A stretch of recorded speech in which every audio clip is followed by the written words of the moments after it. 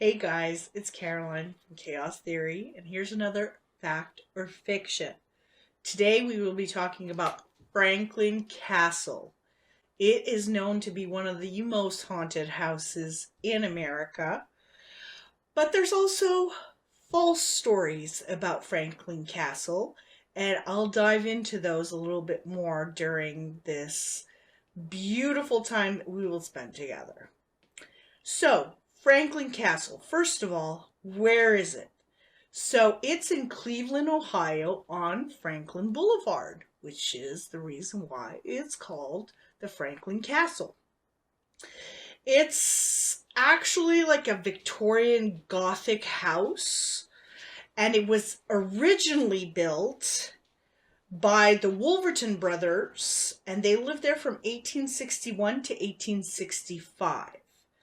Then in 1865, they sold the house to Hannes Tiedemann, which is also where all the rumors start with, okay? So Hannes Tiedemann bought the original two-story wooden house in 1865 and lived in it until 1881. Now, the Hannes Tiedemann family had a lot of tragedies, okay? So from 1863 to 1881, they lost 3 children, 2 very young and 1 at the age of 15. A lot of rumors have to do with the 15-year-old that passed away. Her name was Emma. Now, a lot of people have come up with these theories and these legends and these rumors about the Tiedemann house. One of the rumors is that the 15-year-old daughter, Emma, who passed away, was killed by her father.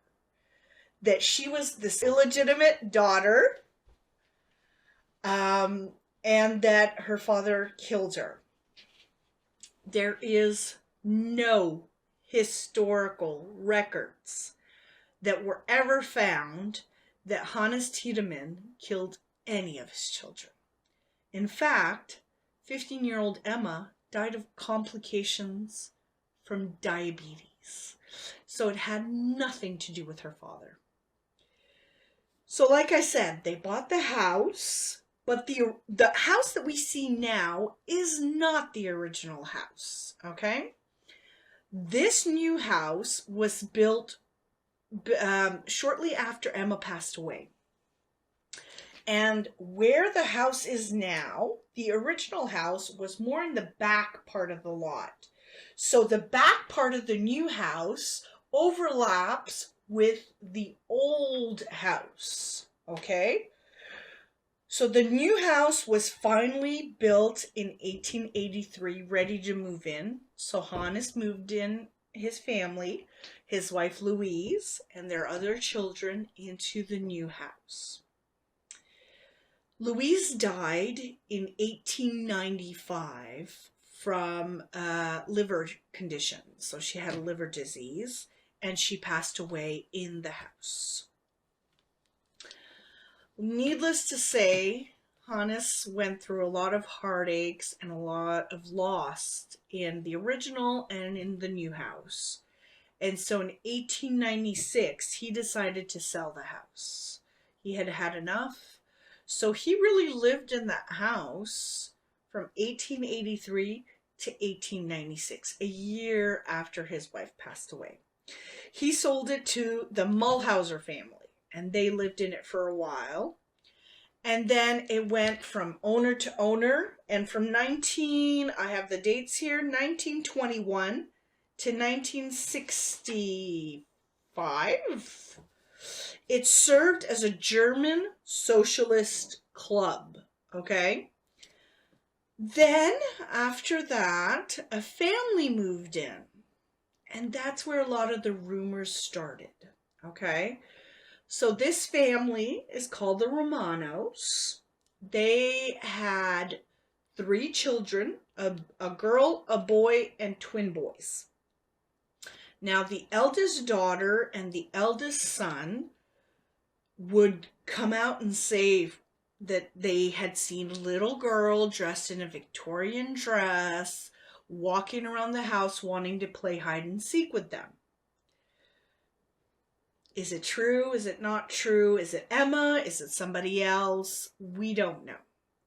So, obviously, being one of the most haunted houses in America, it's been researched and it's been ghost hunted many, many times.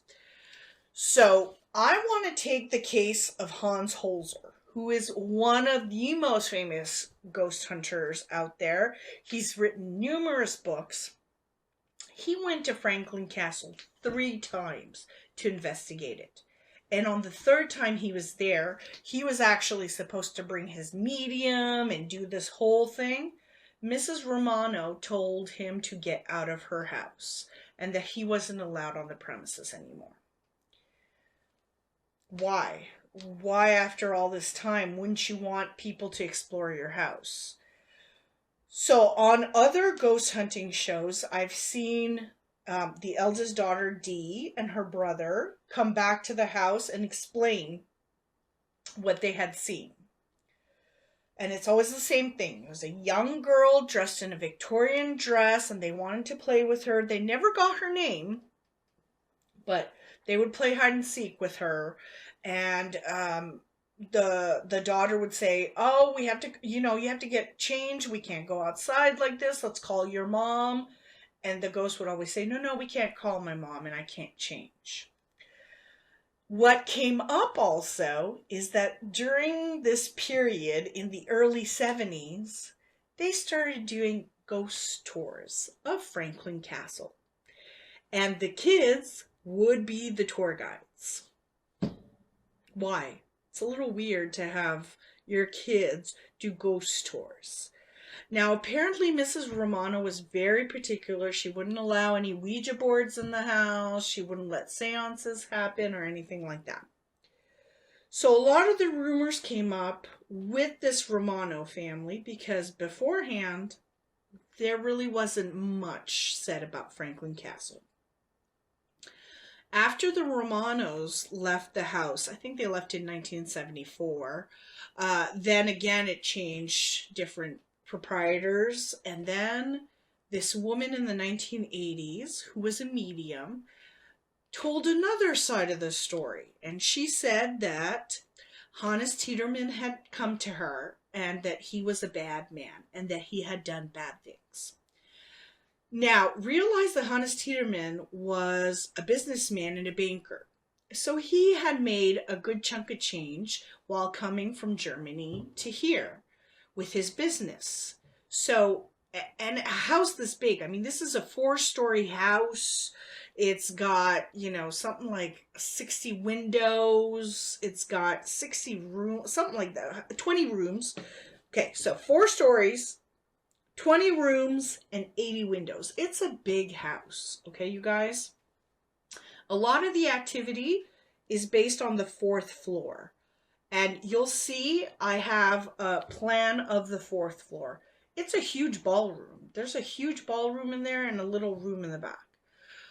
Well, Hannes, with his family, must have had servants in that house, okay?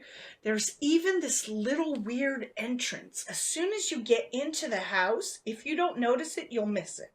On the right-hand side, there's a panel, but the panel moves. And it's a little staircase to go downstairs. Now, according to some people, this was the staircase for the servants, so that they wouldn't bother anybody in the house. The other rumors that came out is that Hannes would get servitude people from Germany to come to America and be servants. Well, rumor says that he wasn't always nice with the women servant, that he may have gotten a few of them pregnant and may have killed a few of them. There is no record at all that this ever happened, okay? And tell yourself that he actually lived in the new house, in the castle itself, from 1883 to 1896 when his wife passed away. Now, like I said, no facts. But the legends have happened to say, yes, yes, yes, he killed a servant girl who was pregnant with his child, and all of this fueled by bones that they found in 1975 inside the walls of the house.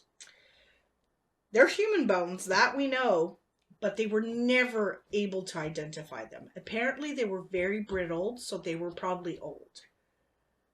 I mean, from 1896 to 1921, when they became a German socialist club, there were many other proprietors there, and for some periods, the house was empty. How can we tell if it's bones from 1890? We can't. So that's still up in the air, but that's one thing that got fueled, and that was like, well, we found bones on the walls. Well, how do you explain that if they're so brittled and they're so old? It must have been from Mr. Tiedemann. No facts about it. We don't know when the bones date from, okay? So between the first house that was built and the new castle, Hannes had to move his family somewhere during the construction. So between 1880 and 1881, he got a new house built, okay? That's where the family lived until 1883, until they could move back inside the house. The house, which was almost like a summer home in Cleveland also, became his home after his wife passed away. And he passed away in that house in 1908. Okay? Now, tragedy didn't stop there for the Tiedemann family. In 1929, his eldest son, Carl, jumped off a bridge after surviving a car crash. Is it the curse of the Tiedemann? Is it just, was he not feeling good? Was he suicidal? Did he want to hurt himself? We don't know. So tragedy kept going in the Tiedemann house. Like I said, the Romanos came up with a lot of things, and then in 1975 they found the bones. In 1980 there was that woman who claimed that Hannes was a bad man and he had killed women and he had tortured them, and we don't know where that's from. Then in 1999, while the house was abandoned, a man broke into the house, set fire to it. So he had an arson. Okay, he put fire to the house, claiming that the house was bad and that it needed to be destroyed. Well, thankfully, the Cleveland, I guess, fire department got there fast enough and was able to contain the fire pretty quickly. There was a lot of damage, and the house was boarded up afterwards. It was sold, and then, we started seeing people renovate it and trying to make it beautiful again, and then it stopped again because all of these ghost stories came out, and then it was all about ghost hunting. But they did actually rebuild a lot of the house, and some people actually do live in the house from time to time. In 1982, it became a historical landmark for Ohio, which is really wonderful. So it's gonna stay preserved, which is beautiful. And the fact of the matter is we need to decipher what's real and what's not. And what I like about Hans Holzer is he never went in saying, oh, well, this place is for sure haunted.